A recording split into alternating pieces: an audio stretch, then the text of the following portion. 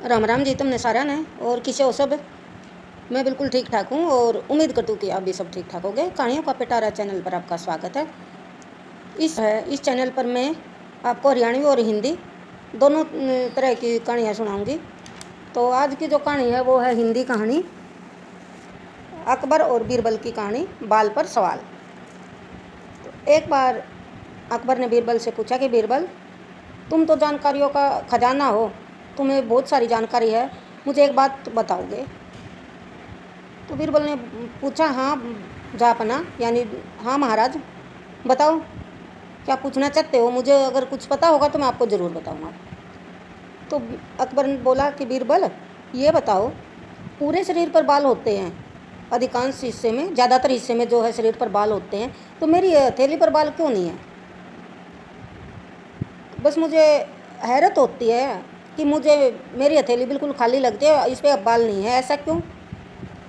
तो अकबर ने सवाल किया, जा अपना, आप दरिया दिल बादशाह हो, क्या आप बहुत दया करते हो, बहुत अच्छे हो।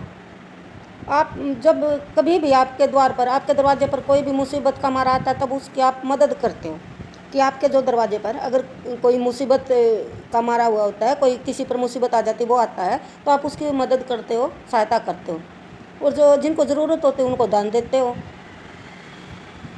इसके कारण जो आपकी हथेली पर बाल नहीं उग पाते, क्योंकि आप अपनी हथेलियों का उपयोग करते हो, अपने हाथों का उपयोग करते हो, तो जो है आपकी हथेली पर बाल नहीं उग पाते। और जो है आपकी हथेली पर बाल नहीं उगने का कारण यही है, बीरबल ने कहा कि आपकी जो हथेली पर बाल नहीं उगते, इसका कारण यही है कि आप जो है अपने हाथों का, अपनी हथेलियों का ज़्यादातर उपयोग करते रहते हो। अकबर खुश हुए और अपने जो है सामान्य जो रोज़ की दिनचर्या थे उसमें लग गए, और बीरबल भी जो अपने काम में बिल्कुल मस्त हो गया, मगन हो गया।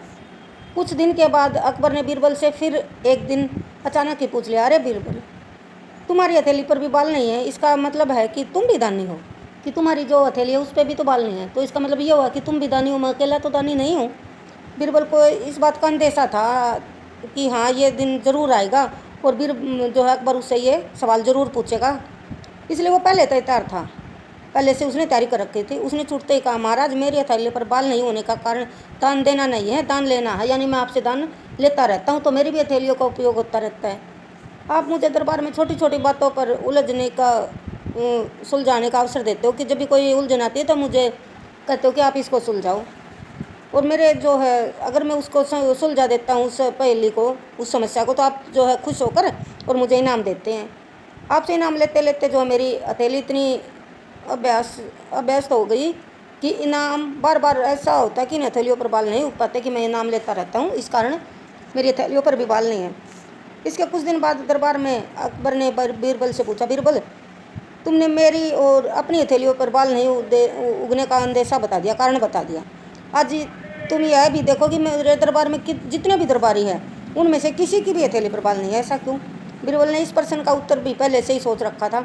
उसने मुस्कुराते हुए कहा, जा अपना बादशाह, सच्ची बात यह है कि दरबार में जब भी आप मुझे इनाम देते हैं तब तमाम दरबारी हाथ मलने लग जाते हैं कि हमें तो कुछ नहीं मिलता और इसको क्यों मिलता है, क्योंकि उन्हें भी इनाम पाने की लालसा होती है, हसरत होती है, और उनकी जो है लालसा हसरत कभी पूरी नहीं हो पाती, तो वो हाथ मलते रहते हैं, और हाथ मलने के सिवा उनके पास कोई चारा भी नहीं है, इसलिए जा अपना उनकी हथेली पर भी बाल नहीं है। इसके बाद अकबर ने बीरबल से हथेली के बाल के बारे में कभी भी सवाल नहीं किया। तो अगर आपको मेरी कहानी पसंद आई हो तो प्लीज़ लाइक कमेंट शेयर ज़रूर कीजिएगा और चैनल को सब्सक्राइब कीजिएगा।